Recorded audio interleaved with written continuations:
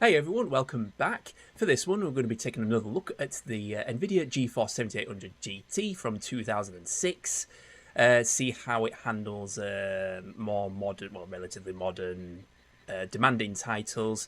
Just a recap of the version I have, it is the XFX version, which has 256 megabytes of VRAM and is factory overclocked to 450 megahertz as opposed to 400 megahertz of the base model. We're going to be pairing it with an i7-3770K like last time with 16 gigabytes of DDR3 memory. And we're going to be trying out, I've got some games ready here. We're going to try out Crysis, Red Faction Guerrilla, Portal 2, Elder Scrolls Skyrim, and Dishonored, which are all, quite demanding, more modern games. So we'll see how it fares with those ones. So we're going to start with the age-old question, will it run Crysis? When I clicked optimal settings, it actually set it to 800 by 600 and no settings, which doesn't bode very well, given that the game was only released a year after this card, so I would have thought it would have a good fighting chance, but we'll have to see. I reckon, if it thinks that the settings should be this low, probably not going to look good. So let's see, shall we? Oh, alright, here we go. And oh boy, I've been shot already. Oh, right, okay, so we're getting like nearly 60 FPS. I mean, a bit of stuttering there. But surprisingly, this is running pretty well at 800. I might have to increase the settings a little bit. I don't know if you had a blip there with the percentile lows. Oh, no. Let's see if we get it from here. Can I get it from here? Nice. Whatever, I'm out of it. In fact, I better go grab that car. Oh yeah, this is surprisingly decent performance. I don't know why, unless it didn't recognise the card or something and just set it to the lowest settings to be on the safe side. I don't know, but I think we're gonna have to maybe we'll keep it at lower settings but increase the resolution. I mean, we are getting a lot of stuttering, but it's still playable at least. But yeah, I think it will. Let's increase the resolution, just see if we can. I don't know. It's probably not going to be stable, but we'll see how bad it can get. So I'm thinking 720p might be the better option. So we'll go with that. And I reckon it's probably not going to be great, but let's see. So we are getting 30 odd FPS. The percentile lows are still pretty crap, but yeah, maybe playing it at 4:3 resolution is sort of like 1024 by 768. But yeah, will it run Crysis? Yes. What the hell happened there? I just have a tire blowout. I don't know what I'm doing. Oh no! Get out! Get out! Get out! Get out! Get out! Get out!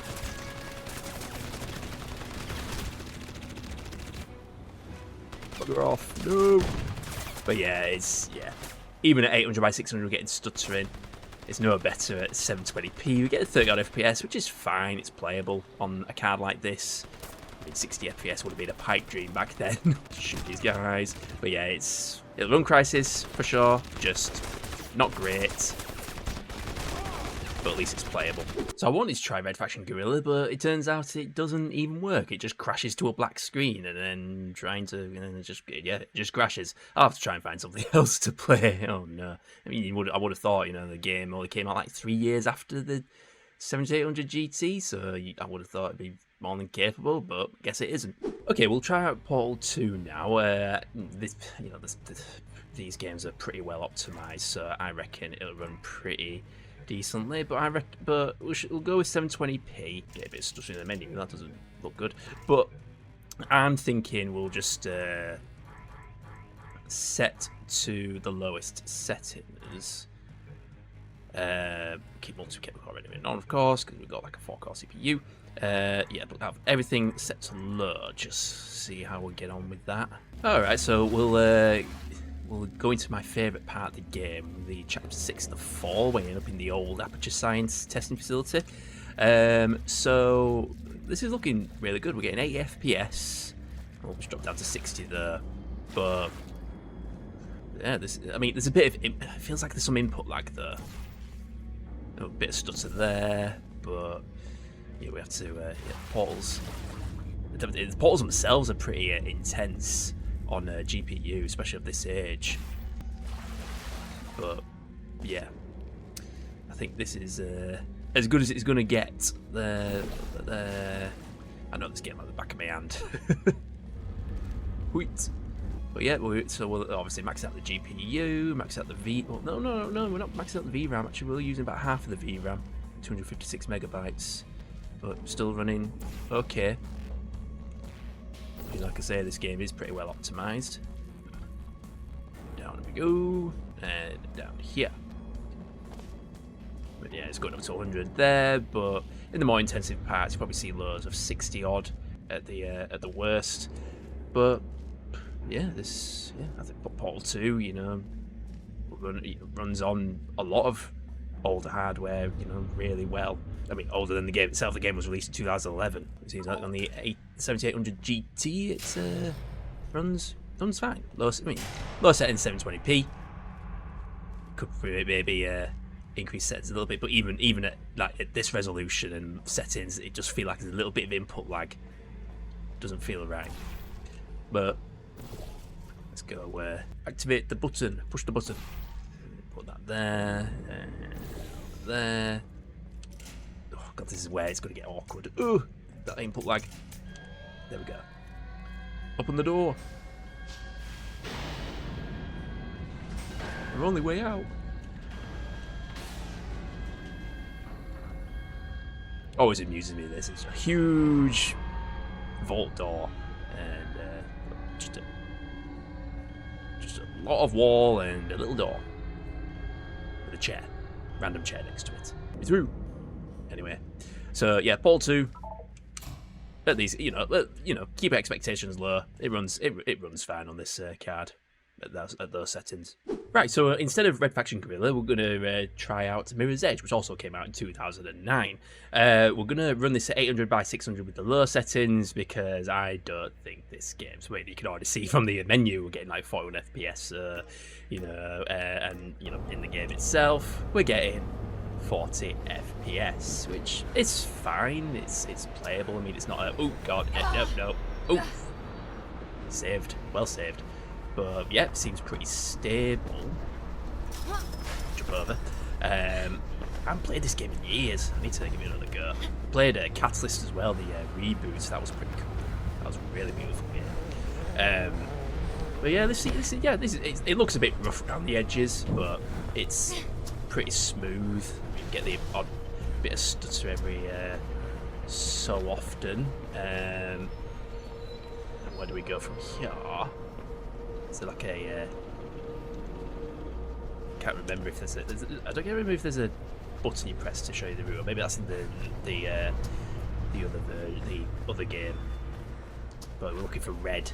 You're looking for like red items, like that up there. There we go. Just jump up there.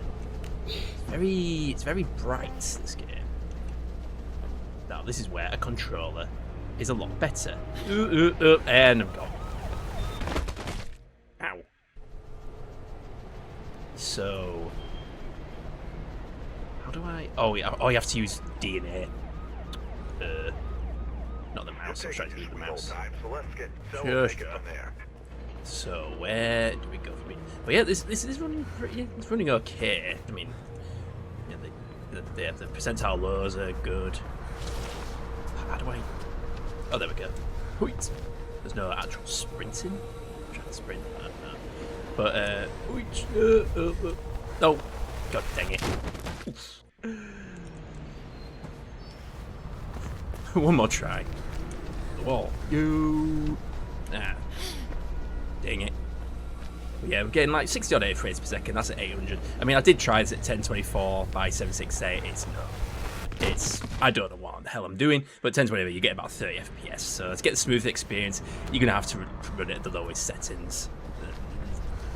Not really much to do, but at least you get 60 FPS. That's what's important.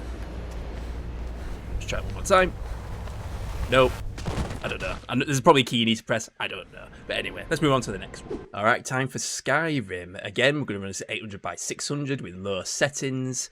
And Yeah, I reckon this is not going to be great. I mean, it would. I mean, it would have run Oblivion just fine, given it was released in 2006. But Skyrim, on the other hand, maybe not so much. And we're in the College of Winter Halls. We're getting 40 odd FPS. We're getting some input lag here. Not great. Anyway, so we'll go for a wander. Yeah. I don't know what I'm doing. Run. But yeah, even here, it's like we get 40 odd FPS. It's playable. But the input lag, that's where you're going to have difficulties. Check it in. Not to mention that the what's that? Oh no! Oh, got some combat. Yes. This is your last mistake. I don't know. What's ooh. Sorry. Oh wait, no, I got the right guy. It's fine. But no, I mean, yeah, you don't want to play Skyrim with this card. It's just, you've got that input lag, and it just doesn't feel right. It's going to be an absolute pain if you're, in combat as well. So, I mean, I'm not to mention, we're capped at 60 anyway. Because physics bugs. Is there a dragon? There's a freaking dragon. Kill the dragon.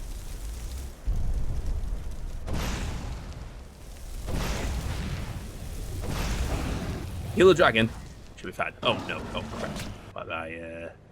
My Staff of Uric Golden. I don't know what that is. 25 points. We'll go with that one. Why not? What are you doing? Right. Is that the dragon? It's working. No. Cock. Get back down here. Where are you going? Oh god. Zap. Nope, we're gonna get it. It's gone. Yes. We beat a dragon on a 7800 GT and crappy input lag. I mean, if you want to play Skyrim like this, you do you, but nah, this is not a great experience. And I thought, we'll try Dishonored as well, because that apparently supports Direct 9 cards, but nope, it just crashes every time. So we're going to have to try something else. Right, so instead for 2012 gaming, we'll go with Torchlight 2 instead. We're going to run this at 3060 by 768 on low settings. It's pretty much the settings that were already available to me. Torchlight, the first Torchlight game could run on, the early 2000s hardware, so I reckon the sequel will run just as well on older hardware. Here we go. We're getting like 50 odd FPS, nearly 50 FPS here. Go to the bomb. Your pet has fled. Nope, that's because it's done with the bomb. So yeah, this is very playable. I mean, yeah, there is some stuttering, but it's not really noticeable. I've died already. What the hell? Let's start counting praise again. So while I'm in town, actually, we're getting 90 odd FPS. Oh, jumping up to like 100 FPS. So yeah, when there's not a lot going on screen, you're getting like, you get up to 100 FPS. But when you got a load of enemies, it seems the frame rate will tank when you're in dungeons as well. But Torchlight 2 is just one of those games that'll just run at anything. With alongside its predecessor. And it's a great game to play if you like Diablo 2. I mean, Torchlight games of the first two Torchlight games that matter from the creators of the original Diablo games. So yeah, and they even have their soundtrack from the same guy. I forgot his name, but yeah, that's the guy who did the Diablo and Diablo 2 soundtrack. They also did Torchlight 1 and 2 soundtracks. And it's it's very familiar. Gameplay is very similar. And in fact, they're very similar to their Diablo counterparts. Torchlight 1 has you going down further and further into into dungeons and such, like the first Diablo game. Whilst Diablo 2 has like varying areas.